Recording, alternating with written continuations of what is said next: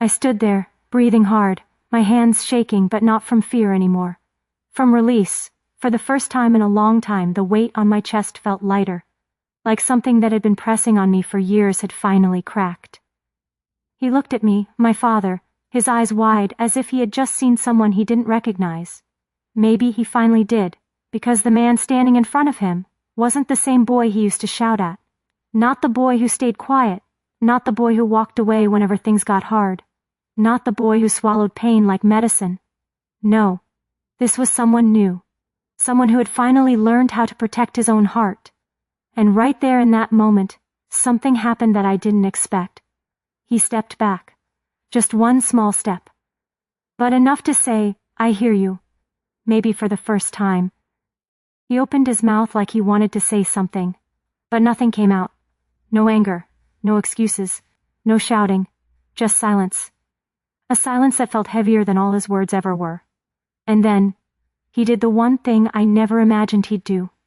He lowered his eyes, as if he finally understood the one sentence I had been waiting years to say. "You cannot insult the woman who made me who I am." I didn't stay. I didn't wait for a reply.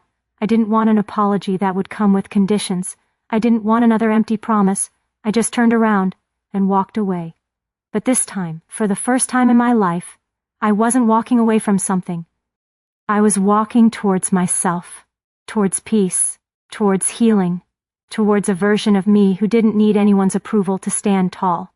As I walked, I felt it, strength, quiet, steady, unbreakable. Because defending the people you love doesn't make you weak. It makes you human, and defending yourself, that makes you unstoppable.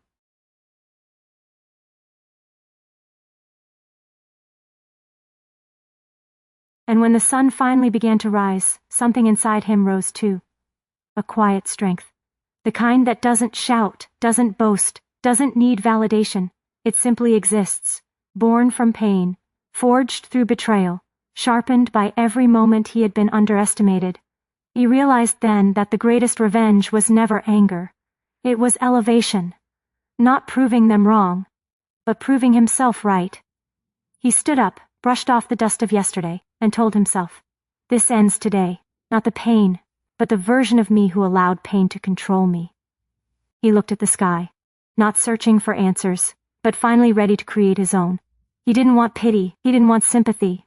He wanted transformation, because he understood something powerful. People who break you are temporary, but the person you become, after rebuilding yourself, is permanent. So he made a choice to rise quietly, a choice to grow unapologetically, a choice to never let someone's insult decide his destiny. And that was the moment his story truly began. Not when he was hurt, but when he decided to heal. He walked forward, not with confidence, but with purpose, because confidence fades, but purpose survives every storm. And he whispered to himself, one last time, "What they said about me will never be stronger than what I say to myself."